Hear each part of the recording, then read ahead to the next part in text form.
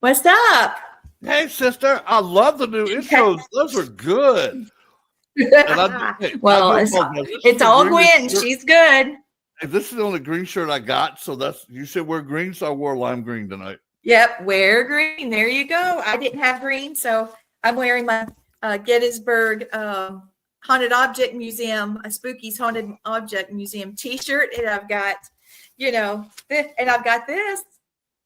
This is green apple soda. So happy St. Patrick's Day, everybody. I'm drinking Jameson, so tell me, it's not even. Of course you are. So you said that St. Patrick was not Irish? No, he was from Welsh. He was brought over to Ireland as a slave, and he worked as a slave for 6 years, and he somehow got himself back over to England into Wales, where he joined the church and became a preacher. Then he went over to Ireland as an ambassador to teach some of the heathens over there to be Christians. And so after a while, he changed his name where it was more Irish sounding for the Catholic Church. So they named him, it was Patricka, and I forget what last name they gave him. But I did know his original name, but I forgot it. I'm getting old. That's all right, because I would forget it after you told me. So there you go. We're good on that one. Yeah, this is the way it is. Here comes Thomas. Happy St. Patrick's Day. Thomasita! The old Thomas Patrick Gormley, I'm all in black, so, That's all right. It matches your heart. Yeah, it does. I mean, which is why I'm in black too. You know that much about serial killers, so. Yeah, that's exactly right. Hey, we've got some wonderful guests tonight. These people I love so much. You watch my show. Go to Gettysburg episode. No, it's not. It's not Gettysburg. Salem episode. And these guys came on. And, they had this incredible haunted object. And I felt all this stuff and everything. And when I touched Lauren's hand, I loved her. End of story. The both of them. But her first. Yeah. And, that's just the way that is. So I'd rather fight than switch. Let me bring them on. Here they are. Hey. Oh, my dear friends. Hey. Oh, I love you so much. What a way to gather, man. What a way to gather. We're talking about Jeffrey Dahmer tonight. And, that dude's a freak. I've been trying to figure out what is. Yeah.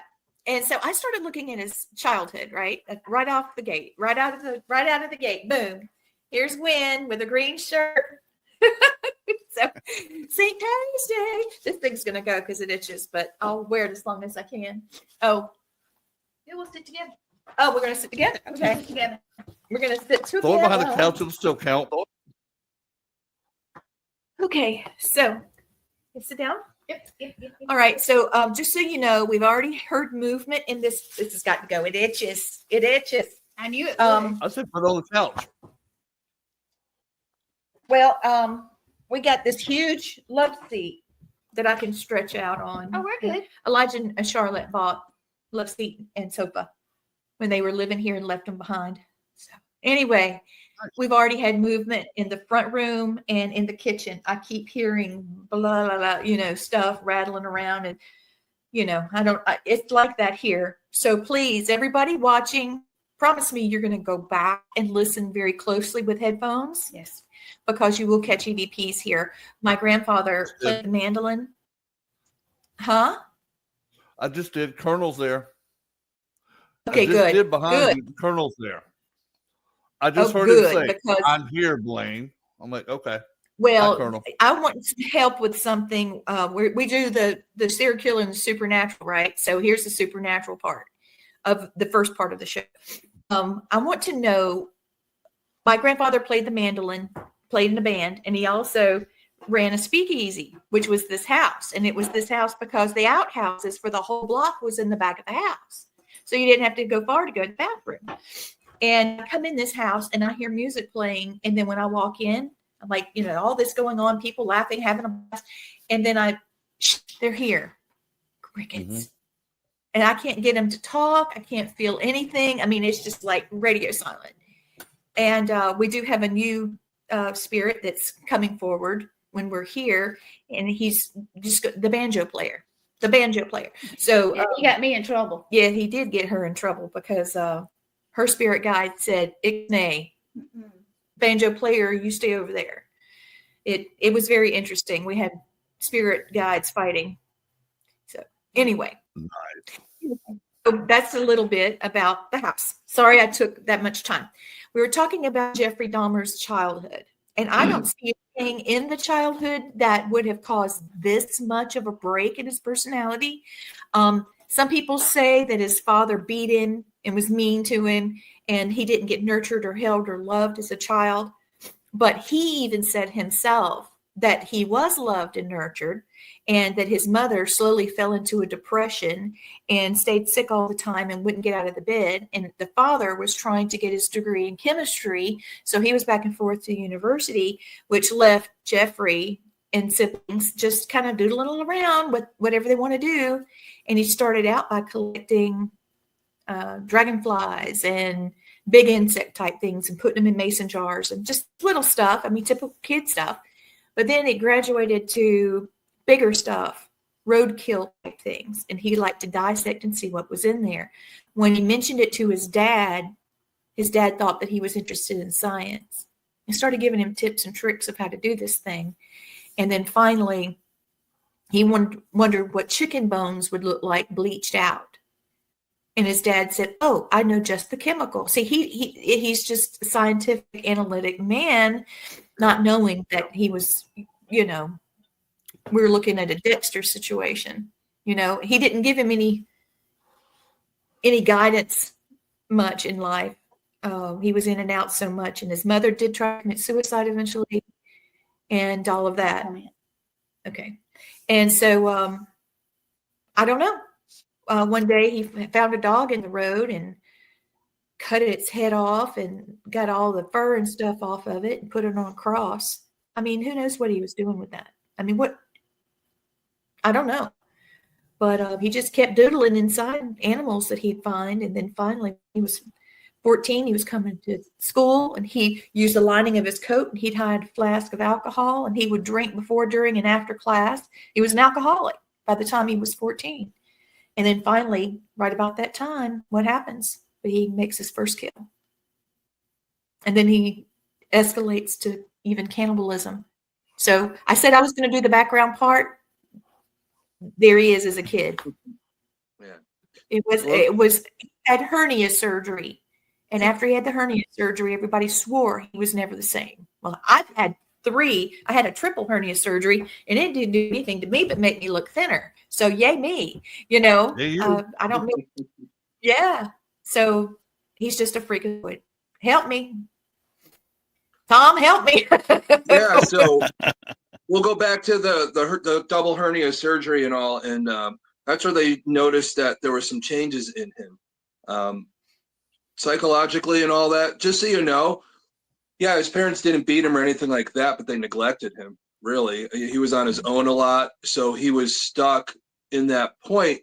At that younger age, when you're in that point of when you're first born and when you first come into that critical thinking part of your life. And he missed out on that transition. And when you miss out on that transition, you're sometimes still stuck in that fantasy world or that theta wave or what you want to call it. Okay. And he lets his fantasies get away from him. And that's how they start developing at a young age. Up to the point when he's 14 is when he starts fantasizing about what would it be like, there was a jogger that went by. He says, what would it be like if I bludgeoned that jogger and had my way with him? That's when he was really determining that he was homosexual at the age of 14, and where that was going on. But when you come into abandonment issues and all that, and you're left on your own with nobody really to give you guidance, those are the types of things that could happen. It could go either way. You could go towards the negative like he did, or you could be strong with it and go in a more positive direction. And I think that's what Dahmer ran into at that moment. Well, what I was going to say is all of us were probably raised up as latchkey kids anyway. Oh yeah, our parents Most had definitely. to work. Oh, our parents had to work, or we didn't eat or have a roof over our head. Yeah. But none of us are psycho, serial killers because Daddy didn't spend enough time with me. Mama didn't love me enough. Yeah. I'm like, but I understand what you're saying, where they're getting some of that, because some people's mentality is they want over affection and over attention. And when they don't get it, they crave it, and they want to bring out all that attention, and they want people to notice them. So that's why a lot of those serial killers do what they do, because they're not getting enough attention. They think they're not the spotlight of everyday life, and I don't hate to say this at all. Grow up and take it like a man and grow up. Yeah. Yeah, we could say that easily because we're normal. We don't know the abnormal. That's why we're talking about them tonight. But one of the things where you're talking about wanting attention, when he was in high school, it came to the point where he was the class clown. So anytime he pulled a prank, they would call it a Dahmer. Yep. And that's what a lot of the people knew him for. They loved him for that, but really he was still mostly an outcast. And when, later on he went into the news, all the people he went to high school with were like the old neighbor that said, geez, he was such a nice guy. I don't know. Yeah. But that's what you run into. And yeah. So his childhood was pretty crazy. There's a lot of underlying things that you never know when you're interviewing somebody after the fact and they're talking about their childhood, what's true, what's not true. Again, like I tell you, all serial killers have a pattern, but we never know the real fingerprint. So that's what makes them do what they do. So. Yeah, because there's a different pattern for each person. It might be a different situation for this serial killer besides this serial killer, or you got others that'll copy off of each other and go, well, I think I can do this better than him. Let me show what I can do. And some of that stuff comes up. Again, it's attention. Serial killers are competitive with each other. Oh, yeah. Even Ted Bundy, he volunteered to help the FBI capture Gary Ridgway because he was in the same area Ted Bundy was. He was probably thinking, I want this guy to outdo me, so I'm going to help him catch him. Yeah, exactly. It's like, that's pretty much what it was. It's like the old moonshiners would turn in the other moonshiners, or the drug dealers would turn to other drug dealers where they could get their territory. Serial killers was the same way. It's like, no, he's not going to beat me. No, I've got too much of an ego, and you're not going to beat me at my own game. It's every industry, even the industry we're in and all that. Like I said, I just want to help, people, the living and the dead. That's it. All this other stuff is great, but I don't want to be involved with any of the negative stuff like that. So it's just not my thing. But, as we're talking about Dahmer, it goes a little further and all that. And I know Danny and all that, and Lauren and the stuff that you collect and all, and it's just how we're gonna get to that pretty soon. But that's what I was just thinking. This is a big thing, bringing them in. Love these guys, but their collection of the macabre is to die for. They're so great. They find things that are historically infamous, Oh, speaking of which, speaking of the infamous, I wanted to show these pictures real quick so people can get an idea. Dahmer was a person. He was a dude. He wasn't a monster. That happened much later. But here he is with his little brother. And just so you know, his mom and dad ended up going to counseling, and they were trying to make it last until the kids were out of high school, and it just didn't work out. And they ended up getting a divorce, and he graduated high school. And he was supposed to go into college. He made it in for 3 months, and then his dad made him drop out. So that was a massive waste of money. Yeah. And then here's this big house he was living in, and his dad was out traveling doing his thing. So here's an 18-year-old boy doing whatever he wants to in this big house. So free reign. Yeah. I think she froze. She froze again. It's that house. But just to continue on until she unfreezes, is when he was 18, that's when his first kill was. So, but yeah. Here he is. He was a shy little boy, didn't say much of anything. In fact, his first grade teacher put on his report card that she felt he was being neglected. and that he was too shy to speak. Wow. He was being neglected. And there he is. And see, he's not a bad looking guy. He had a girlfriend. And then all of a sudden he realized he needed a boyfriend. And then he had one of those. And then that didn't work. So that was his first kill, I do believe. He said he just didn't like being with people that wiggled and talked. He just wanted them to be still and do their, let him do his thing. Yeah, So, his first victim was a hitchhiker on his way to a concert, and talked him into having a few brews back at the house, and he ended up bludgeoning him to death with a barbell, and took him apart, put took a him under 10-pound the house, barbell and and all that. out of him. Yeah, I think the first victim's name was Stephen Hicks, if I'm not mistaken. You're correct. Yeah, because my brain is, Oh, wait a minute. You go. I'm not good with names. Stephen Hicks was June 18th, 1978. Look at the Haven't lost it 17 yet. that we know of. Haven't lost Jeez. my mind yet, so I still remember. Good job. You're Yeah, doing good, Thomas. yeah. You're I not know. just Not pretty. that old yet. Yeah, it's not all the rabbit hole. Yeah, but even with that, that's what kind of started it, and that's before he went off into the military, and really a lot of the alcoholism, his abandonment issues, those types of things. What his we talk about the triad of a lot of these people, the killing of animals, the wetting the bed into the teen years, and starting fires and all that. Usually there's like a little bit, it all goes around that. And you have the thing with the animals and the obsession with it and what they look like on the inside. And him coming into his own at that 14 to 18 and knowing that he preferred men and his fantasies and all that, and just the fantasies to kill him. And then when you want to see what it looks like on the inside, you have a fantasy about that. And then what happens? He wants to kill and see what they look like on the inside, and which is crazy. But that's that that first kill, what led him to that psychosis. And then, we were talking earlier before we came on, but he did go off to the military, and he was honorably discharged because he couldn't do his duties. He was drunk all the time. There's pictures of him. We could find him on the internet, just on his cot, just laid out from drinking, and it's like, how do you function?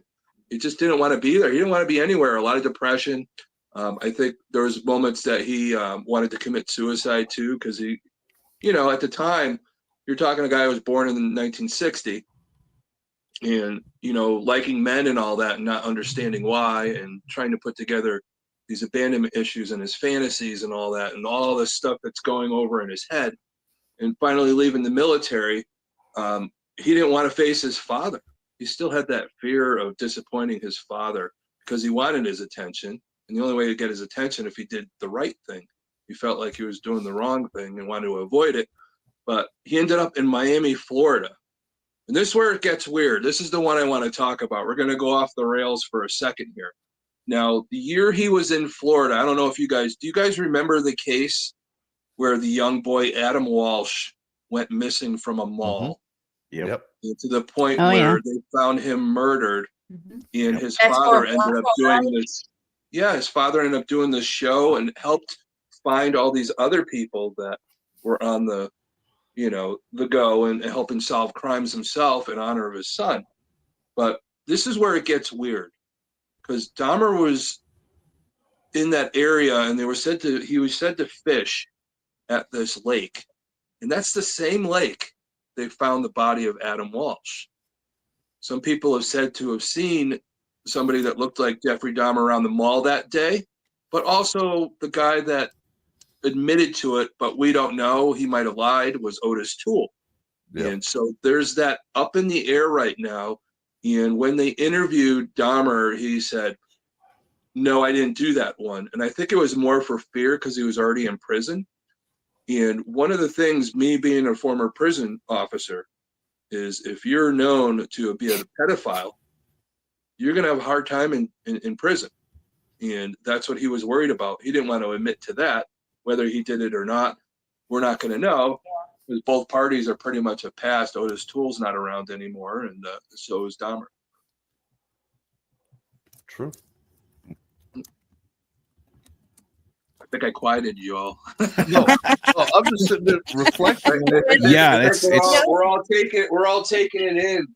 It's one of those unknowns. It's like, wow. Yeah. Well, That makes, you think about it. Go well, ahead, you Lee. know how he loved taking the heads off the animals? I got a little bit of a delay, so if I speak over you, I didn't mean to do that, Blaine. Excuse me. Oh, you're good. I'm just having got a little trouble in this haunted house I we're know in. where you're at. Yeah, you stayed over here. Okay, so I was thinking about how the pets, well, the animals that he fiddled with that were already dead, and the ones that he killed, and then as he was killing people, he would always want to keep the head. Yeah. The only one that he didn't keep the head was a guy that he didn't find particularly attractive, and then he just messed with it till it became goo and whatever chemicals, and then he tossed the whole thing in the trash. Yeah. And yet, little Adam never found his head. Right. No. Yeah. So that's why I was leaning that direction just now. It is, because you really think about it. But the problem that I'm having is seeing his MO as he developed into this. That might have been the early, because he had already killed somebody before the Adam Walsh stuff happened with the Stephen Hicks. But you really, and who else he might have done, while he was in the military, there's nothing that he admitted. But the age of Adam Walsh doesn't match up to his MO. Again, his youngest victim was 14, but he said that he didn't look like he was 14. So, it's not like you meet people, you're not going to know everybody's age. Yeah, it's true. Yeah. Mm-hmm. Interesting. Yeah. But he seemed to like, teens. That just seemed to be his thing, because he wanted to dominate. His desire to control things led to him finally drilling holes in people's heads, trying to make them sort of lobotomized. Yeah. Zombies. That just where his mind. Yeah. Let me get into that a little bit for you as we're talking. There was the point that I talk about him being abandoned a lot. And we're going to get into how he first tried, before cannibalism, he tried to turn his victims into zombies, is what he referred to. He drilled a hole in their head with those turkey baster, and he put hydrochloric acid in there, hoping that they would turn into zombies and stay with him. There's that abandonment. He didn't want them to leave him. Okay. So the psychosis is he didn't want them to leave him, but it wasn't working. So he's thinking, what else could I do? How could they never leave me? So he started cannibalizing these people. And guess what his frame of mind, in my theory and my studies I've done for Dahmer for years since I was in college, this is what I come to the conclusion. He cannibalized them because he wanted to ingest them, so their DNA never left him. Right. It was always within him. That's exactly, yes. And that's kind of why he did what he did. Did he like eating people? I don't know. I think it was more the psychosis that he didn't want them to leave him. Well, too, like in ancient, they would eat flesh of their enemies to get their spirit. Yep, the spirit, the power. Their power. So that Dahmer might have been doing the same thing. Yeah. Well, I don't think you just have an urge to say, okay, I want to eat, I want to eat some leg of Joe today, Yeah. Leg of Joe. Going to hell. All right, Radikals. All right, Radikals. You got to make a T-shirt for the Paracon that says "Leg of Joe."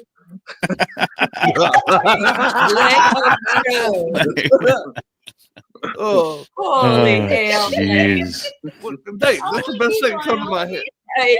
He's a lot of fun, man. That's the kind of sick mind I have. Is like, but I've never thought about. Okay, I'm gonna have leg of Joe today and arm of Kim over here tomorrow, and I'm gonna have some breast off of Joseph over here, and what? Killing me, brother. You were killing me. Oh shit! You got. But really, that's what led to his downfall. When he really got into the cannibalism, he started storing bodies. And when you store like that, and you leave him there, and you have that psychosis in the apartment that he lived in, Yeah. It's giving off smells. People are complaining, Oh, and to the God, point yeah. where Yeah. we talked about the 14-year-old boy that he wanted to take photographs of, and talked to him and said, I'll pay you. And he tried to lobotomize the boy, and he went out to get some beers, and the boy had enough presence of mind to run out of the apartment butt naked, wandering around, and 2 women found him, called the police. And Dahmer came back and noticed that the police were with him, and he said, "Oh, this is just my 19-year-old boyfriend, no problem." They just thought it was a lover spat. Yeah, it was a lover spat. They walk him back to the place, and I know the police officers had to have smelled what they smelled. No doubt, dude. I mean, And he they lived just in a said, very small "Okay, apartment. no problem." I think his apartment was only about 600 or 700 square foot, so it wasn't that big to begin with. Mhm. Y'all, guess what his job was? I know you know, Thomas. Which one? He had Okay, many those jobs. of you watching, I want you don't cheat. Type in what you think Jeffrey Dahmer's job was. Where did he work? I bet they don't say anything. There's a All few right, of them. I'm going to so say there'll it. be there'll be a few like that. 3, 2, no response. 1. He worked in a chocolate factory, y'all. Oh no, just no. He worked in a chocolate factory. Chocolate covered leg of Joe. Yeah, Willy baby. Wonka here. Oh boy. Yeah. Easter's He's coming. working in a pie factory or something, It's I was thinking like fantastic. he served ice cream or something. It's like, no, he was having chocolate sauce with leg of Joe today. Like a joke. Here he comes with the leg of Joe. But that wasn't his only job. That was like around that time. Do you know he was a phlebotomist too for a while? Oh, wow. That makes He must have learned that Then skill why in the didn't middle he school. use We taught that? how to do that. Yeah. So he had a lot of different Phlebotomist jobs. is He couldn't keep a Will. job. So yeah. Yeah, I Jeffrey think the knows chocolate the one's the will. only one he really liked. I would too. I love chocolate. I do too. Yes, you do. It's good stuff, especially So- with peanut butter. Oh, yeah. Danny, Lauren, I'm going to, y'all, Leg of Joe leg of Joe. Here Leg we of go. Joe. and Here chocolate. we go. Like a joke. Chocolate sauce with leg of So, Joe, dude. Dahmer menu, knowing, like a joke. Leg of Oh Joe my with chocolate God. sauce today. we go this direction. But I think this is a good Save time. us, Danny. Save this us, is a Danny. perfect Tell us time. about, We're halfway in. yes, And yes. we're talking about Dahmer's apartment, and we'll talk about when he was busted, because I know Blaine's going to talk about that because he has some really good information about that. But at the moment, when you live in an apartment, of course you're going to have utensils, all right? And we're talking about him being a cannibal. So Yeah. what are the Yep. chances? What do you have for us, Danny and Lauren, tonight to show the public watching us right now? And Lauren's grabbing it what now. it is. This is Chocolate eyeballs, Teresa. That's hilarious. that's a fork from Jeff's apartment that was confiscated. Holy shit. Yeah. This is actually The leg of Joe with. yeah. Yes. The leg of Joe. Yeah. So basically what happened is when they went into his apartment and they realized what was going on, they couldn't destroy any of the utensils because it's now crime scene evidence. So it needs to be, protected. Yeah, like if you use a gun, that goes into crime scene evidence. Can't be so destroyed. same idea. Now, a lot of the other stuff in the apartment was destroyed because it wasn't tied to any of the crimes. So silverware, cannibalism, can't be destroyed. So we actually, a couple years ago, we got this. Yeah. A couple years ago, yeah. And we don't. There's people that collect this kind of thing. It's called murderabilia. We don't collect murderabilia. We house things that cause problems. We call them problematic. And what we like to do is study energy, frequency, and things like that, and tie them into the supernatural. So, like with Lauren, she's really good at psychometry. And Lauren, tell them what that is. The ability to hold an object in your hand and get a reading from the past. Yes, I can do that That's too. right. Yeah. So what we try to do is get items that are charged with energy, whether it be good or bad, and study them for psychometry. And we came across someone who had acquired a bunch of things from Lionel Dahmer, Jeff's father. They were released from lockup After so many years, they get released, and they released it to Lionel. Lionel wanted nothing to do with any of it. And this guy is one of the world's biggest murderabilia collectors, and he swooped up everything. He's actually has Jeff's ashes. And all kinds of crazy stuff. He's got school, childhood projects from school, and all kinds of crazy things. And knowing with what we do, this was like, okay, we have an opportunity. He's offering us a fork. Should we take it? Yeah, of course. Yeah. I looked at him. I said, yeah. I asked Lauren first because I always, if it's not from a case that we're working on, I like to make sure that it's okay coming into the house and things like that and whatnot. So, and she's just like, yeah, duh, just do it. Just do it. So, Lauren, what did you pick up off of that fork? oh boy. So this is the part I love. So I've actually held the fork in my hand 3 times, and for a little while, it wasn't in a case. It Yeah. was just held. Yeah. And the last time that I held it, we were actually doing a presentation at a retirement community. Oh so boy. pretty much everybody was half asleep in the audience. You know, teeth are falling out of their mouth.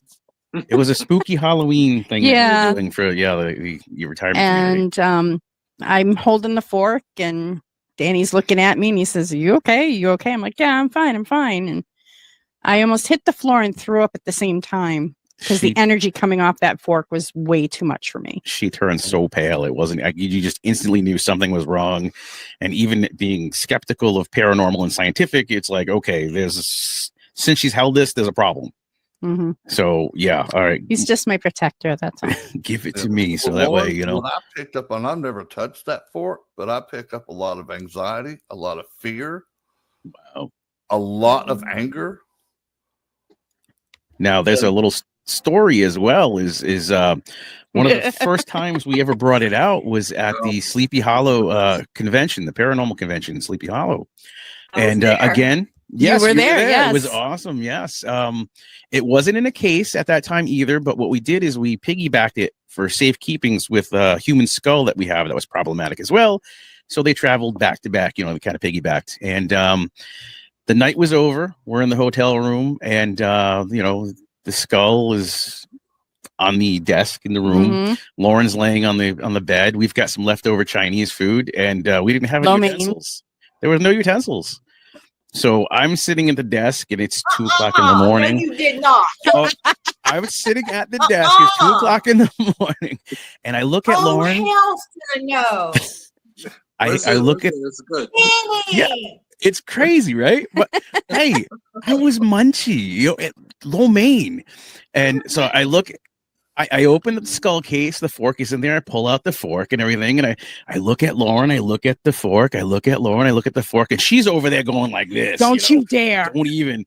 And believe me, it ran through my mind like you wouldn't believe, because I wanted this lo mein, but I didn't want to get my fingers dirty.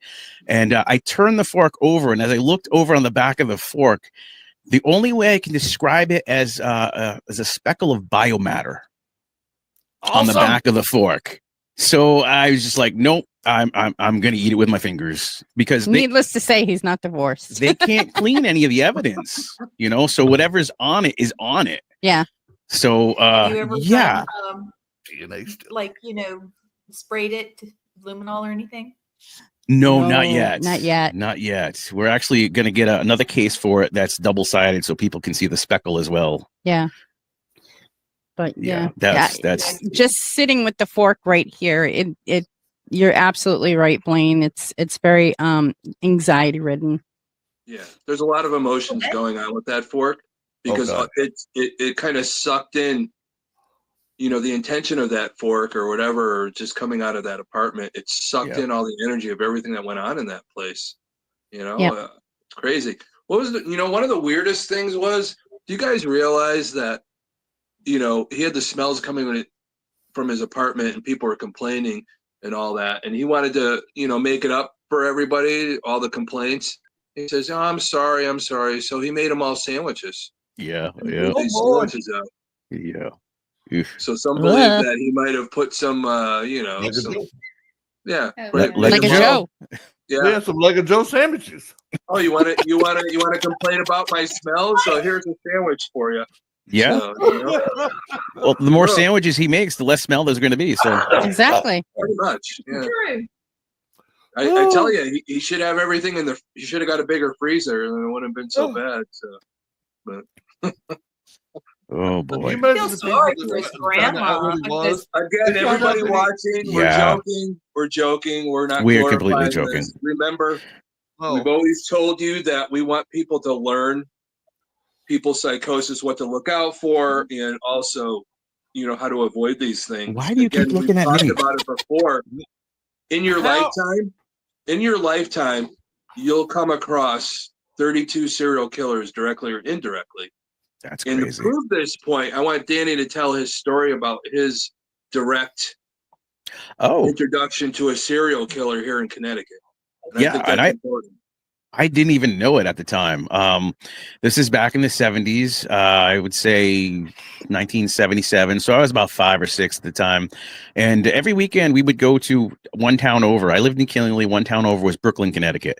And it was the biggest egg farm around. It was the Ross Egg Farm. And so we would go there, and my grandmother would, you know, hey, go with the lady's son. And I'd go with the lady's son. He was about 12 years older than me, and so he was about 17.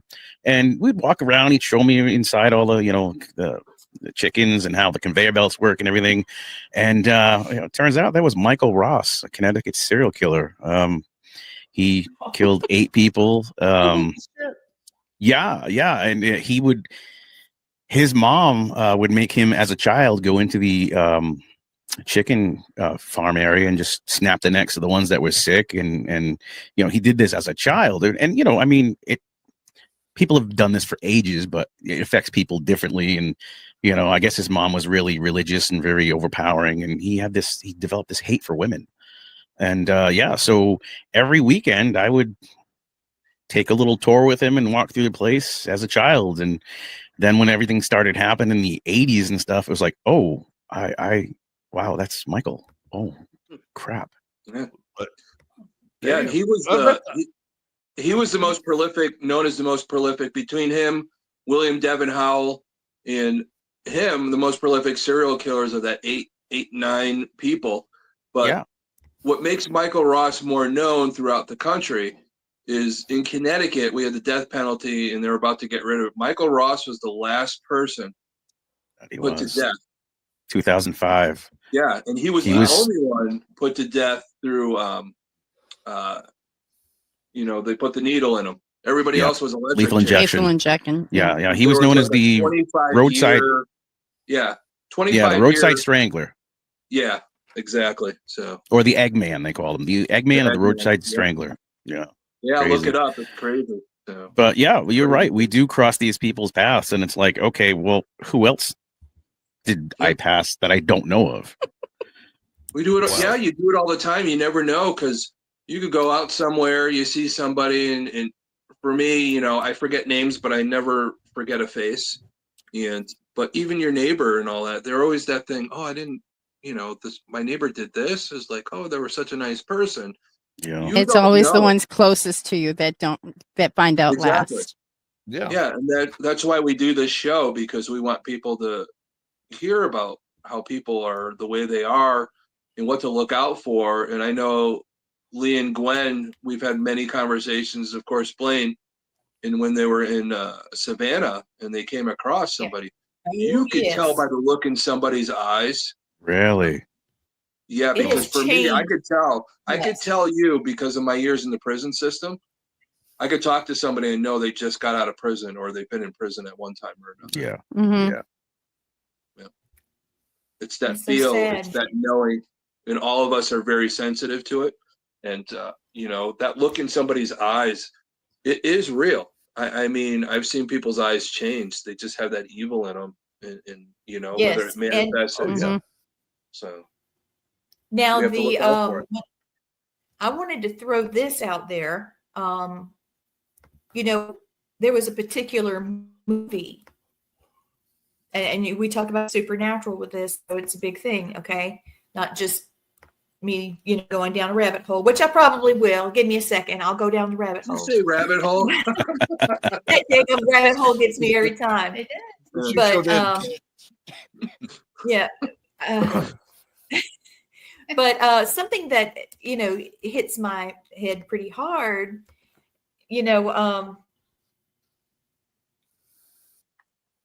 well, hold on, give me a second. Let me put it in my brain, because the way I was gonna say it kind of got messed up. He was watching a movie that was a horror movie, and there was a particular scene in it where he would watch it. His victims that survived talked about it, and how he would watch this particular scene and he'd start getting fired up. They had a particular smell in the room, and they thought it was the stench of whatever was in the barrel, but it only started when the movie started, and the movie was about demons. Yeah. And, we I know the talked movie. about, okay, what is it? The Exorcism 3. Yep, Exorcist 3. Okay. He was obsessed that with was that his- movie in Star Wars. Star where Wars, he was Return of the Jedi. obsessed. But Exorcism he was- 3 is about a demon serial killer. That's what it really the premise of absolutely. that version of the Exorcism is. Yeah. Well, what do we do now? He knew what he was. He knew what he was, and he knew what he would get off on, what it would make him happy, the whole point of him doing it. And he said that he wouldn't stop. Better keep him where he is, because he won't stop. Yeah, when they interviewed him, I he do said believe he wasn't we have captured. another. Yeah, if he wasn't captured, he said, I'd keep killing. He says couldn't that. stop He would have kept himself. killing until he got Couldn't caught. stop. No, Please he help me, I can't stop. But that's the whole thing is So, when you can't stop killing, how do you stop a killer? I know Blaine, with his near end, you got a lot of information on that. So that's like a good way to look at it. that when was my finally- next thing. Yeah. What was it? I think it was Tracy Edwards was the last victim. He's the one that he tried to handcuff. Yeah. And Tracy Edwards put it all together. He's in there. He's like, oh my God, it smells weird. Look at this. And it finally dawned on him, I got to get the hell out of here. And he escaped, found a couple police officers, and brought him back to the house. And that's where really it gets bizarre. And I know Blaine has that background of his capture. And, that's. Let me put the list up real quick of his victims. There they are. God bless each one of them. I am so sorry that is how you ended. How horrible. Okay, Blaine, take it away, big man. What I want to know is why it took him almost 10 years between his first killing and his second killing. Because was he in the military then after his first killing? Okay, that makes sense. Because 18, he went off to college. It didn't work out. Yeah. There was a lot of things between him and his father. The arguments back and forth, and his father says, you need discipline. He went out to the military. There was a lot of things going on that he was trying to make sense of. But there was a few years too. He was really scared. Don't know about the what? Yeah. It was a few years. He was really scared that he was going to get caught from the first one too. So he kind of held low. Yeah, usually serial killers won't do that unless they're incarcerated or they joined the military or they died. Yeah. So usually when they get that urge, they can't stop that urge. They got to keep going after that urge. And the more they kill, the more they get the urge. Yeah. But he was a schizoid and all that, but he still had feelings. And like Danny's right. He had that fear he was going to get caught. He still had for a while. Self-preservation, at least. Yeah. Yeah. He still wanted to, impress his father. There was still a need to be recognized and all that. So that's what makes him not, a psychopath. So he's got other, that's what I thought was funny. That's what I thought was funny earlier when you leave off the fact that they think his dad beat him. His dad was a mousy little man. Mm-hmm. And he was beating on him. He wasn't hitting him too hard because the man probably couldn't lift up 10 pounds. Thank you. He was a little dude, and there was no way, even at his best, that he would be able to handle it. I'll give you a prime example. He looked a lot like Barney Fife from Andy Griffith Show. He was that little. Yeah. But a good wind would pick him up and throw him across the room. But I'm just being honest with it. What his dad was. That's the thing is a lot of the times with the divorce at the young age that he had with his wife Joyce, Lionel, and him going, he's a chemistry guy, you know, he more looks at the science of it. You know, you wonder sometimes the feelings and how he wants to treat his son, the neglect there. Maybe he felt guilty. You know, that's more of the guilt and how we remember things growing up. You know, he physically may not have hurt him, but mentally, yeah. There's Well, that's abuse another there. thing that I've always wondered about is the fact where, like Jeff had said that, oh, I was loved and nurtured as a child. You know, there was things that said that I wasn't, but I was. But if you were never nurtured and loved as a child, how do you know what that is? Yeah. Mhm. You know what I'm saying? If you never had it, then you can't really say that you know, I mean, I don't know. He was still trying to protect his father. He still wanted his father to acknowledge him. So of course, you know, I think he made up a lot of stuff when he was being interviewed. Yeah. Just to try and get the attention of his father. Even when he was already captured, all the stuff he did, he was still trying to do that, you know, and it's so sad to watch, you know. I know he killed a lot of people. I'm not going to glorify him. You know, the victims need, you know, to be remembered, but anybody, you get to that point, serial killers, they get to that point because of those evil things that are done to us in childhood. But again, you know, I said before, you could underparent and you could overparent. Yeah. Get to this point. It's such a fine line. There's no book on how to be a good parent, how to treat people, but there is the signs, and you need to look out for them as a parent or as a friend or anything like that to help people. Well, I'll go into now how Mr. Dahmer met his demise.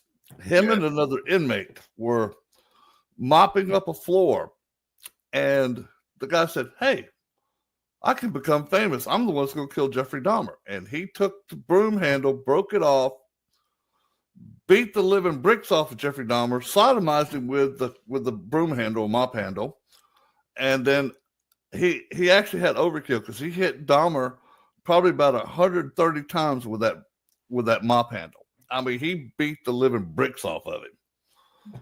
And they could not get there quick enough to get him off of Dahmer, and Dahmer was already dead when the cops finally pulled him off of him. And the guy already was sentenced to life, so like he didn't care. He's already going to spend life. Yeah. Now he's infamous for killing Jeffrey Dahmer in prison. Yeah. So that was a badge of honor for him. Yeah, that Christopher Scarver, and you're exactly right. He knew what he did, and yeah, you know, you want to. It's that challenge. It's the wanting to be recognized as a murderer, and you kill the Jeffrey Dahmer. Oh, crazy! But Honor the among thing is thieves, eh? he did kill a 14-year-old boy. It's still pedophilia, even though you look at it. Kids under 18. Yeah. So these people in prison, they don't put up with that crap. No. So, No. you know? That's what surprised me to begin with, why he was the general pop to begin with. Yeah. Usually they'll isolate somebody like that, especially Oh, geez, yeah. a serial killer, a cannibal. Yeah. Pedophilia, necrophilia, cannibalism. Yeah, the pedophilia and all that. I'm going to tell you something. There's sometimes in the prison system, and I worked in it. The place I worked at was a psychiatric prison. There's one dorm specifically for people that were convicted of crimes of pedophilia or anything like that with children. It was separate from everything else just for that purpose. They weren't intertwined or interconnected. But, you know, I firmly believe that there's some, I want to say some officers I worked with, sometimes you pay somebody enough, they'll move somebody into a certain situation, put them on a cleaning duty, and let somebody do what they want with them. So it's the same thing we talk about. What was the guy that everybody's talking about supposedly hung himself, and people think that. Oh, Epstein? The what? Oh, Jeffrey Epstein. Yeah, Epstein. So that thing, to me, I look at it knowing I worked in the prison system. That was a setup. I could tell, I could smell it, And oh, dude, that was such an easy setup. Yeah, but that's our society, When people do evil things, there's people playing the long game. Yeah. All right, I know somebody that knows somebody, and you took my loved one away from me, so I'm going to say somebody, and that's going to happen. So that's evil gets evil sometimes. And, I'm not going to put up with that either, because I work professionally in a prison, and I don't want things to be done for the wrong reasons. When people are in prison, they're being punished. I'm not going to punish them anymore as long as they follow the rules. But, there's other people that feel like, all right, they shouldn't be living anymore. I'm mad that they're able to live in prison and my loved one's dead. Yeah, exactly. Yeah. Somebody's going to get paid to say, hey, put this person, have them mop a floor while this other guy, psychotic too. takes them out. I'm afraid, we're going to have the same thing with the guy that's here in South Carolina. What's his name?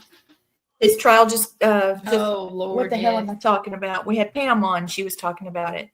Speedboat killed a girl. No, Murtaugh. Murtaugh, yeah. Murtaugh. Yeah, Yeah. I think that we're going to see something like that with that case. I hope I'm wrong. I really We already do. have. But we probably have seen some retaliation, and Yeah. it's just that whole case. We need to crack some that one wealthy open. guy that goes to prison for killing his family. He's not going to do well in prison. No. No, he's not. Yeah. We'll probably be talking about that case in a few months too. You have Yeah, we Rebecca will. back on We're going to too. have to. Yeah. So, what are we going to talk about next time? Next show? Oh. I know. Blame. Hey, Danny, can you help us out with that? Yeah, who I we have can, next week? yeah. Danny, who we got next week, buddy? Oh. Yeah. There he is. Perez. Now, The right there in Richard Ramirez. right there in the middle that's actually a swatch, a piece of his jeans that he wore when he was doing the bad things that he did. Now, one thing that I do want to say is, like, a lot of this stuff that we only have a few of these things where the relics of serial killers and things like that. A lot of the stuff we have is paranormal related. We don't glorify these objects from these serial killers and these tragic things. We don't seek them out. We don't think it's cool or anything like that. We get them to study. We try to get, like Lauren can do the psychometry thing. We try to get into the minds to try to, like you guys said, to throw out those warning signs. If you can get into the mind of a killer, then you can understand how and why. And I'm trying to bridge the scientific between the science and the supernatural, and that's what Lauren's helping me do. No, And one thing I'm going to interrupt you for a minute, Lauren. One of the things you can do with that too is we're allowed to remove the energy of the victims off of that stuff. Mm-hmm. And that's a plus. Completely separated. You'll still be able to pick up the energy, but the person that was hurt by that other person, they will not feel that no more. They will not be that trapped that they're stuck with that energy for all time. Now they're separated from it. Now they can stop becoming the victim and become the predator and go back after the person that hurt them now. Wow. Well, no, it's the same thing as cutting the cord. Some people, when they pass and they've been traumatically killed, they're still wondering, okay, somebody needs to hear my story and how I need to pass. They want to hear my story, whether it be how you have those artifacts. That's part of the story. Yes. Some people are held back by that darkness, that trauma. And when we recognize them and we tell their story, they have the ability to cut that cord off that object or off that memory and be able to pass on. And us, as we do this, are able to help and do good for taking away that was bad. Taking away that control that person had over that other person. Yes. Now their control is gone. And this is a lot of cases I get with the pedophile spirits. I remove the victims and I let the pedophile be by himself. Well, not for long, because I usually have probably 4,000 or 5,000 tribes that go after him. I just pick a tribe and have fun with him for an hour. Then I'll bring another 5,000, 10,000 in. Yeah. And then when he really pisses me off, I got one that Lee sent me that was a pedophile spirit. He's in a little jar in my closet. He probably has at least 10 million every 3 days come and visit him and torture him. Oopsie daisy. I hear him scream every time we do a show. I think it's hilarious. Wow. See, you're not so badass now, are you? When you got somebody that's bigger than you, can do more stuff than you. Now I have control. You have none, and it drives them nuts. Yeah. But I love it. Yeah, the stories are very, very important to be told, Yes. to understand as well as to inform and avoid. Yeah. Yeah. You know, it's healing all the way around. Mhm. Exactly. It's unfortunate that it hasn't come to that, but geez. Right. I agree. And like me and Patrick and Glenn and Lee, and you guys probably too, is one of our main goals is to help the people and the spirit. Yes. Mhm. And That's the If only I- reason. if That's I the can only. That's help- it.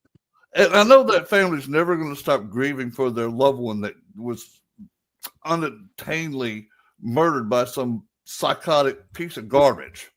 Yeah. But if I could get their energy back to a more positive level, that is worth everything I can ever do. Completely. And help Yep. the spirits too. That's the whole Yes. thing. Even as all of us here, you know, like Gwen, like Blame, like so as shamans, there's that soul retrieval. Even though their meat suit's gone, they still need soul retrieval. Yeah. They need to come back in their own to make that decision that I'm good now. I've come to terms with what's happened. You know, I hate to tell you, you know, you have to forgive things like that. How can you don't have to forgive forget. it? I always wonder how people could forgive somebody that did what they did. I can forgive it after a It's while, the but I hardest can thing never to do, forget but it. you have to forgive it spiritually. Oof. That's you hard know, to do. Yeah, That's it is tough. hard to do. That's- Yeah, Very difficult. I will never. it is. I will never. What happened Thank to me? you, Lee. Absolutely not. Oh, Thank No, you, I Lee. will never. nope. Yeah. I won't either. I'll forget it before I forgive, and Yeah. I don't forget too much. And Lee knows that if I could go back in time and all that, I would have been the one to help her. So, you know, and she knows. Well, one of the all of us people here that have helped me each at that other's time. backs. We all have each other's Yes, backs. we talk do. about this stuff. We want to keep each other protected. We're very protective of our inner circle. And Danny and Yeah. Lauren Yes. know Mhm. that I will take a bullet for them, and they know It that. goes- Oh, Goes Same both here. ways. yeah, Goes we do the both same ways. for 'em. Yeah, because Yeah. we have our Salem 8, we have you guys, you know, Yeah. I have all these different groups that I Salem care 8 about Salem immensely. 8 with 3 step cousins. Yeah, we We're got step three cousins. step That's people Salem there. 8. So I'm A and she's B and Blaine C. Yeah, You I'm gotta starting do to it like, think you know, the Cherokee did. They what have Airbnb ABC or in the Verbo marriage. is going to take like 20 people at a time. Yeah. Well, guys, Get 'em- thank y'all for Got it. coming on tonight. I've got to go. I got to go spend an hour with Jennifer. See y'all next week for Richard Ramirez. I'm out of here, guys. Later. All right, buddy. See ya. Bye. Bye. Great. Thank you. Thomas, Oh I my don't think God. there's Oh enough my cherry goodness. bounce in the world for that. No, I think Heather would love that right now. So, just so you guys know, I our have friend never Heather had some tasted surgery abs- done. She's recovering and all that. Mhm. And she's one of our Salem 8. We love her very much if she's watching, you know, with Adam and Nate and everybody. So, yeah, it's a close knit group. Yeah, we're the Yes. ones that stick together and we don't want any drama. We just want to be Just able wanna to help love each people. other and Just yeah. do what we do, the science of it, the paranormal of it, all the ways we look at it. And Mhm. you got to help the living and you got to help the dead. So Yep. That's it. Simple. Keep it It's simple. that and simple. less It things will really- happen to you. Yep. Mhm. Right intention. It have to get complicated. Yeah. Mm. I've I'm told not a people once complicated you guy. get Once you complicate it, it's like me when I'm trying to do something. If it's more than 3 steps, I don't want to do it. So, yeah, oh Yeah. Lord. yeah. I don't want to be putting stuff together with more than 30 steps. So, but no, I mean, Yeah. Jeffrey Dahmer. Jeffrey Dahmer. Dahmer is, just so you guys know, it's one I've studied so much and all that, and just looking into it and looking into the human mind, and just all the people we talk about. And again, you know, we have a love for a fellow man and fellow woman, and we don't want them to be in those situations. And I know Lee, the situation that you were in. And it's all about learning and us educating people that watch this show. We don't want you to run into those 32 serial killers you're going to come to in life by average. Yeah. Yeah. When you could recognize it and know and have that discernment, it keeps you protected, and you protect the other loved ones that are in your life. Yeah, and not only that, you could actually stop the person. You could stop the future problems. So if you can recognize it. It is, especially how I really educate a lot of parents with their kids, what they're going through, their traumas, especially when I do home cases, and you could see what's going on and how that trauma is creating that paranormal issue. But yet I'm looking at the kid and what he's going through, and I'm like, potentially this kid become something worse. Let me educate him on that. It isn't always about the paranormal. It's about helping families come to, that terms of something's going on. Let's get some help, whether it be from me or whether it be from a psychologist or psychotherapist, whatever it is. We have to recognize that. We have to discern that it isn't always paranormal sometimes. No, we had a case one time where we were brought into a home, and the demon was telling him to hurt himself and harm himself and all this stuff. We didn't find anything paranormal, but I work in mental health, so I was like, listen, he's showing some schizoaffective possible disorders. I explained to him, I said, maybe this doesn't mean you're broken, this doesn't mean you're damaged, but maybe you should get checked on this just for your own safety and for your family safety and whatnot. And he did so, and he had bipolar disorder as well as schizoaffective, and they found the correct cocktail, and he's living the greatest life now. It was not paranormal. Yeah. Again, he's married now. He's married now. He's married now. That person. You help Really? that person. He's married. Yeah, He's living in his Florida. best life, right? Yes. Oh, yes. Started as a paranormal issue, so and good. you guys pinpoint it. That's the problem with nowadays, is there's not enough people that do what we do. Welcome want to go out. to They want to. the What's up, George? Serial killer they show. want to. George. They just want to go. Yeah, George is the best. So they want to go out. They want to get video footage of something going on. I'm going to tell you guys, after 40 years, and the people I work with, and people like Danny and Lauren, we've talked about this. Our job on a home case is we have to look at every aspect of it. We have to help them. Oh, yeah. Yes. We have to help the living, and we have to help the spirits. Sometimes with the living, you have to discern. And I tell people all the time is when I consult people on this, my last resort is an investigation. So I want to make sure completely. that I got everything. And there are sometimes there are sometimes like this last case that we had last month where we went into the house and there was a supernatural problem that was rid.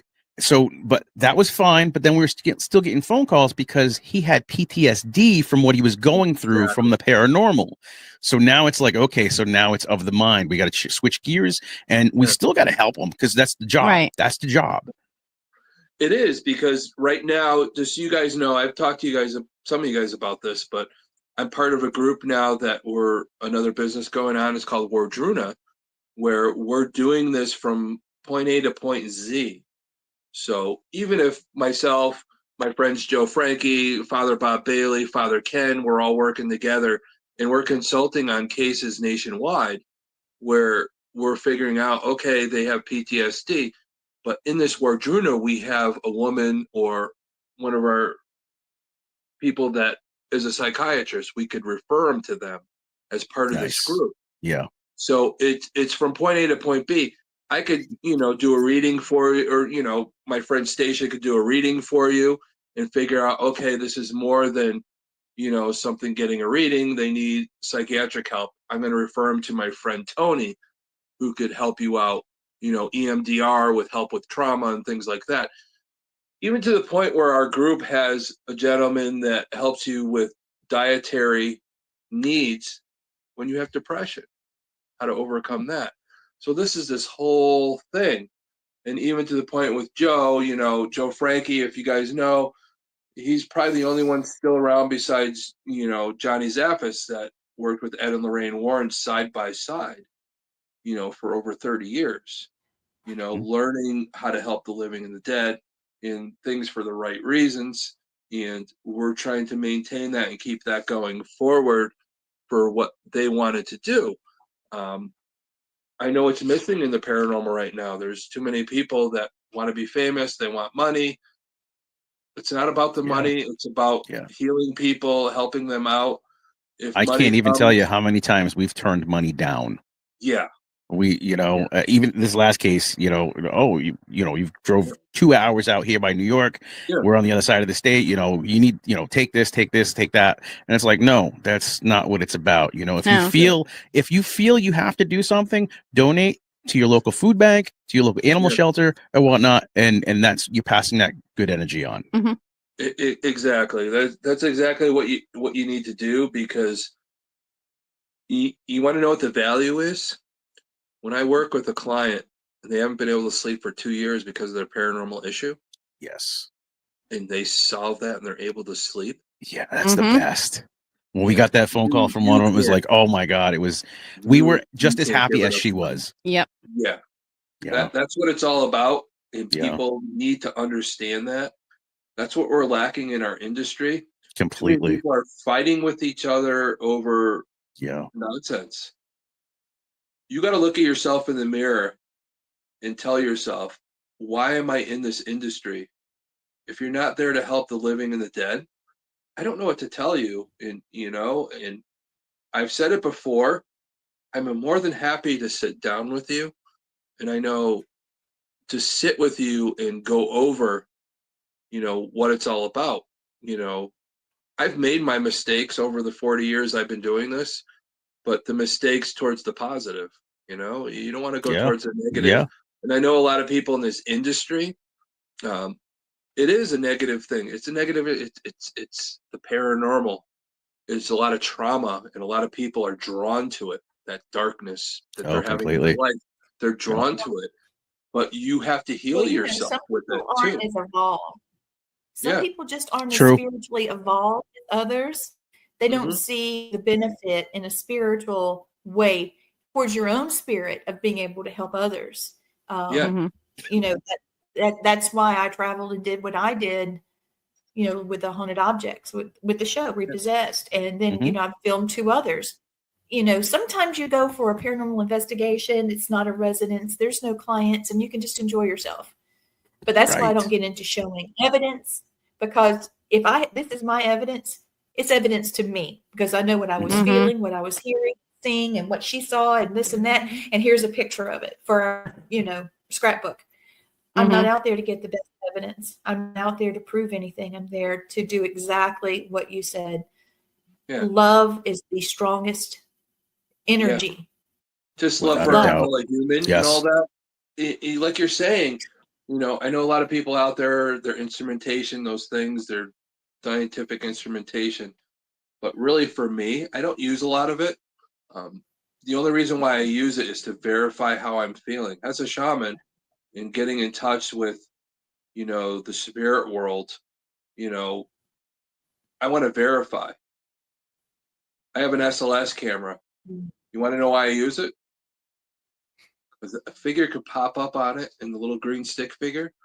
When I'm consulting with the dead, I want to know I'm facing them. I don't want to have my back to them. I don't know where they are. I want to face them and give them the respect that they need to tell their story, to make that decision if they want to leave or stay here. We can't make that decision. They have free will. And that's what's true. Amazing about the paranormal. The first time I had an SLS camera, I had my own. We were staying in Cherokee on the reservation, and we turned it on, and boom, there was somebody sitting there. He was sitting in a recliner and had his legs crossed, and he was, making all these, he was being silly, and I'm like, well, hello there. And he went, you can see they go, wow. We talked to him, and he just thought that was the grandest thing. He said, you can see me, you can hear me. This is great. This is great. Got his attention. Yes, it was. But when you said that, it just happened. I happened to think of him, and he would do his hand up and down for yes and no. And he was so funny, just a great person, and he did end up crossing. Yeah. But Danny, Lauren, and I have talked about this before. If you're a spirit and people go in and do these home cases for the wrong intention. You go in, you just want to get your footage and all this other stuff and leave. Yeah. You got to remember the spirits there. You don't know how long they've been there and been able to communicate with somebody. They could have been Right. 500 years of our own time, desperate to tell their story, and you're the Yeah. beacon of light, and you ignore them, and you get your footage and you leave, and they're like, "Oh my God, Mhm. somebody could have talked to me, and they didn't talk to me." Yeah, How it doesn't mad reflect are well. you? Yeah. Yeah. And You then there's know? another thing too, like we call them pay to plays. We don't do a lot of the pay to play things, you know, like at Mhm. inns and hotels and asylums and things like that. But we've encountered a few of them that we have gone to where there'll be a thing on the what do you call it, the waiver, and it says do not cross over spirits. And it's Yeah. like, well, what do you? That Huh? drives me freaking nuts. How? No, I mean we're here to investigate, but at the same time, the whole part of investigation is to help. Yeah. I don't know. It just that Well, bugs you me. know, we've talked about this before, Danny. There's a lot of places that don't invite me to their locations because they know Yeah. who I am. Yeah. They know what I do, and they don't want me to come because I'm very well known in the industry to be able to cross people over when they want to the point where my spirit guides will actually tell the other spirits, if you want help to leave, just call his name and you'll hear through an ITC device, you will hear my name pop up. Tom, Yeah. Tom. Yeah. Even to the point where I have a couple girls that come in a lot of our investigations and they do the pendulum. Yep. And it spells out my name and they know to come and get me. It's Oh. time to go to work. That's It's cool. Yeah. time to go to work to help somebody that wants help. Mhm. If you're a place, a pay to play, you're keeping them hostage. You're no better than anything else. You Well, know? like what we always say, we like if someone is there that needs to cross over and you sign a waiver that says not to cross them over, Yeah. we're not going to tell them. We're not going to tell them that we did. You know, we cross them You know over. what I do? You know Cross what I them do? over. I communicate with the spirit. You know, sometimes you can really communicate. They can read your mind. I Yeah. tell them, come with You don't me. have to. You don't have to tell the hotel owner. You know, oh, we crossed them over or whatever. No, just do it quietly and Mhm. help how you Exactly, can. because man, if you call my name, I have that responsibility as what I do to help you. Yeah. No A questions minute asked. ago, I raised my hand. Okay, we're in this Yep. haunted house. Back to where we were when we started the show. Yeah. Went through my hand up. That was a marker. Yeah. Go back a few seconds before because Spirit Talker is saying hello and welcome to the house, and also hear the footsteps, children. Yes. So Wow. go back and listen and see if you hear footsteps because I did hear it in the kitchen I heard it too. and she heard it. So That's wild. just didn't mean to interrupt, but Oh, that's great. You need to tell us Yeah. about that type of stuff. So, it says right here, hello and welcome. And then nice. down here it says footsteps, so you can see it. And How as do you you were like talking that? about How do you like something, that app? How do you like that app? I I'm think it's great. What app I'm a is more that? necrophonic guy because our friend Nate Elwell has really researched all these apps, and he still says the best one is necrophonic. So, So I what think is it that app you're using? Yes. Mhm. Yeah, This is Spirit Talker just because it's quiet. Oh, Spirit Yeah. Talker. Okay. Okay. All right. yeah, we don't have to listen because it types it out to read. Yeah. yeah. And so we That's didn't cool. interrupt the show. So it's like an But, Ovilus in a way. It's like kind of similar Yeah. to an Yes. Ovilus. It told me Very nice cool. shoes, and I kicked my shoes off, and I put my shoes back on. It said nice shoes, and then it goes on to say it said something about my surgery, Yeah. Oh, wow. and it says he was talking about curses. A lot of and right when you were talking about people that are kind of held hostage, and he said curses. Mhm. Yeah. Mhm. So yeah, but we have a lady named Regina and a guy named John here, which I am John not. is the banjo player that got me in trouble. Yes, Oh, and I hope he's going to behave himself. Gwen, Well, why are we you are getting in trouble again? Gwen, you're not supposed to be getting in trouble. So Lee, I just heard no. yeah. Uh-oh. I just heard no when you said that. Oh boy. Okay. Well, who knows how many are here? There's All been right, so many we're- people we're- in and out of this house. We're really going We're off the 20 rails minutes now, I tell you. Yeah, we're 20 minutes past. I'm going to go ahead and close out. wow. I've been running. Yeah. Help me at theradicals.org is how to get in touch with the Radikals. Yep. You can So go. let me ask them real quick. Did you like the preview for the show? Oh my gosh, it That was was wonderful. amazing. Oh, I made wow. it, so I was skeptic. Okay, good. Yeah, I thought it was Excellent, amazing. excellent job. Yes. Just the other thing, everybody watching, if you want to, hang out with all of us and get to see those haunted objects that we showed on the show, Yep. CT Connecticut Paracon and True Crime Conference will be July 12th and 13th in Waterbury, Connecticut at Crosby High School. So make It's sure you gonna be go amazing. on the website, www.paracon with two N's, PARACONN.org. Get your tickets. You And get we'll to meet all of be us. there. Yeah, we'll All all of be us. there. Every single Yeah. one of Maybe us, you even Blaine that can be on just the left. show So. too. Yep. Yeah. Maybe we can do shout outs live for you on the show. Oh, Nice. yes. Podcasting. And I'd love to have this group back Speaking again. of shout outs, usually my daughter Carissa is tuning in. So I'm Yes. not sure if she was or not because I can barely see the screen. So if you are there, my little girl, Oh, she knows Oh, what that yeah. means. I don't So see it's like her Carol on her name. Burnett. I did You not got to see do the the name Carol either. Burnett. Yeah. Yes, pull the ear. Yeah, pull the ear. Yeah, Same thing. Gotta love I it. think she got it from the Little Rascals. You know, they do that. Oh, yeah. Oh yeah. Yeah. So Central Mass Paranormal Society, ex Wolfpack Paranormal. Let's see, there's a bunch. There's a bunch. My Yeah. cousin Susan. Yeah. Yeah. Raw side. Guys, the Radikals are the best in the business. I love them. Like I said, I take a bullet for them. We've all known each other for a It goes little both bit. ways. It And goes both ways. We love hanging out. Salem 8. We want to get you guys part of that group too, this year in Salem. Yeah. But Well, when two psychometry people, me and Lauren, when we Oh, yeah. touched hands, Oh, we knew Yes. each other, and Yep. that doesn't lie. So No. it is. she's the real deal. She's Oh, she freaks pure me out. love. And- It is. Yeah, and so It's is great Danny, because and I love you it's- both. it's how the circle continues Mhm. with my relationship with the Radikals, with you, Lee, with Gwen, and Lee and I Yes. meeting for the first I can do time, it too. and really the whole world left when Lee and I met, and we Yeah. got to talk about H.H. Holmes and just Yeah. nobody bothered us. It's almost like we were in our own little world Mhm. of protection at the time. And I'll Mm. never forget that. Yeah. I was at MassCon. Sam Baltrus, thank you for the invitation and bringing Yes. me there. Yes. Thomas, hey, let's step away. Let's get something to eat. We got near the fireplace. It was cold AF to me. I was like, oh my God. So I got a What bowl of happens when you're soup. from I wanted South to swim Carolina? in. Yes.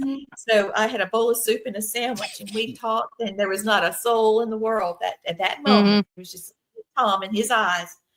And I just kind of told him what happened with H.H. Holmes. And I finally felt like I'd gotten to the end of that message that had, when you get a message, Lauren, when you have something that's coming up and you accidentally have channeled something, whether it's on purpose or accidental, that happened.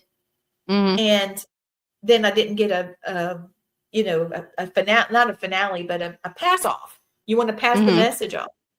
And so it had been like that for about a decade.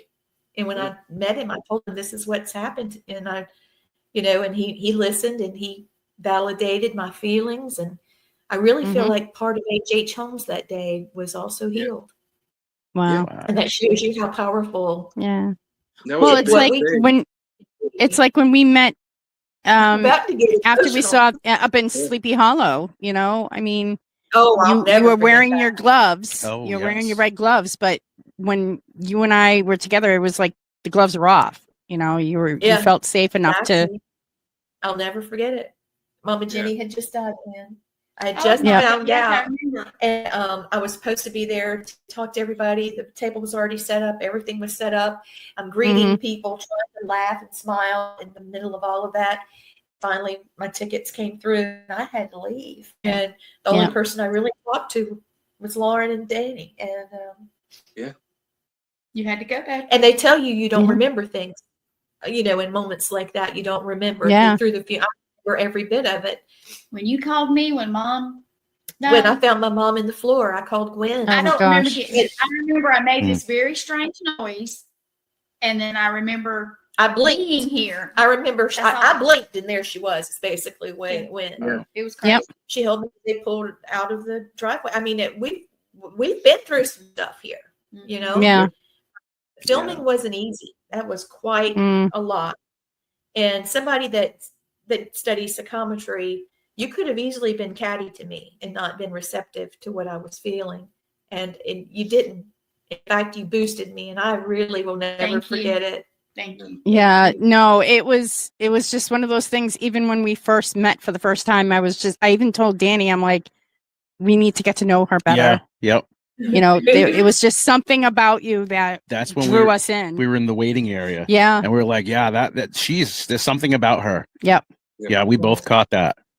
Well, I was saying the same thing about you two. I And know when you everybody pulled was us aside on my after, side, we were "Well, like, you wrote it?" And I said, no. And then what are you acting like that for? I said, my soul recognizes them. Yeah. You're going to have to go Yeah. with this. And I tried Yep. to be Yeah. kind of, so I could, focus on the job. And then when I touched Lauren, that was it. That was it. Yep. The tears flowed. It's crazy because, with you guys, how you met her, us knowing each other, and we all know each other, and It's that energy weird. about it. And when Yeah. I met Lee and going over that, this show we're on Yeah. right now stems from our first meeting about There you go. Yes, it serial does. killers. Absolutely. Oh That's why wow. this show And is I do what this it all is. the time from the Florida episode. Yeah. Jess Elliott Yeah, you gifted keep this it. to me, and Gwen came to I was speaking at Piedmont Technical College, and she wanted to get more involved, and she came to me, and she was trembling and crying, and she touched this. She said, I saw that, and this spoke to me, how this woman was able to get peace from, she was dying, and she was, Mhm. it was very anxious prayers. You could feel how it was, she would rub it when she was doing her prayers, similar to like rosary beads, how you pray and change the Mhm. beads through different things. And, she just needed to be crossed. She needed some love for somebody to stop and just spend a moment with her. And she got that peace. And then this turned into something totally different, where it all the Mhm. time, it connected the two of us. Yeah. Yeah. So in a way, we're all family. Yeah, And that's without a doubt. That whole scenario is why I named my show Family Spirit, That's awesome. because I was Ah. looking for my family. Yep. Yeah. There's nothing more powerful than family. Yeah, I was looking for my spirit family. I was looking for you guys. Yeah. Yeah. So, And you thank found you us. for answering the beckon. Y'all were way over yonder, you. and I still got you somehow. That's right. Yonder. Yep. Lee, you're getting me all emotional too. Come on. We can't be doing that on St. Patrick's Day. Yeah, well, it's 9:30 here, so I'm going to go ahead Yeah. and sign out with you guys. I love you very much. I'm running the Same banner. here. Got to get in touch with the Radikals. Please, if you have any questions about the Paracon in Connecticut in July, reach out to Thomas Gormley. You can reach out to me, Gwen. You can send a message to family.spirit.tv@gmail.com. This Serial Killer, Supernatural, and Murders is actually an affiliation. It's a spinoff of Family Spirit International. I am doing specials now with Family Spirit International. I had Lloyd Arabeck from the Rhine Center. I'm going to have some more people, including John Zaffis and some people from Ghost Hunters. So just be watching for that. And thank you, Gwen, for being the best producer ever. Yes. Thank you, honey. Dude, my She's sister. amazing. Thank you. Anybody got any last words? Thank I you. do. I got one thing to say. I'm about to start a show of my own, interviewing people for the different Paracons, and we're going to do Deep South. And Tom, Oh, if you want nice. people from yours to come on, but anyway, so Oh, yeah. look for us in the next week or so. Yeah. I've been let's push it. cheering her on. Congrats. That's awesome. Yeah. Yeah, so we're going to be doing Unbelievable. that. And Tom, if you have me a list, bring it on. Let's do it. I got a big Let's list. get you out Got a big there. list this year. Big list of it's gonna be coming out soon, That's somebody down there in that box is gonna be there. Somebody like those guys over there are gonna be there. we're going to be announcing a lot of guests, but the biggest guest of them all, I can't announce it yet, but your mind is going to be blown because this guy, all of us Gen Xers and even before Gen Xers and all that actually know who this person is. Oh And I boy. think this is going to make people freak out. And I can't wait till when Charles and I announce it. But some of you guys How- that are how really long good do we friends have to with me- wait? I'm so ready. Oh, I'll Yeah, that's me. I'll How long let do we some have of my inner circle know, but definitely not on the air. If you guys want to call me, I'll let you I'll know call who you, it Lawrence. is. Yeah. All right. You gotta I'll give me call a you, call but directly. Keep it You on have the my DL. phone number. That means I love you. Uh, Give me a call, and I'll be more than happy to help you. So you don't build up that anxiety wondering who it is. More than awesome. happy to help you with that. Great. All right, off we go, guys. Thank Love you you for guys. watching All Bye-bye. Access Network Television. Goodbye. All Bye. right.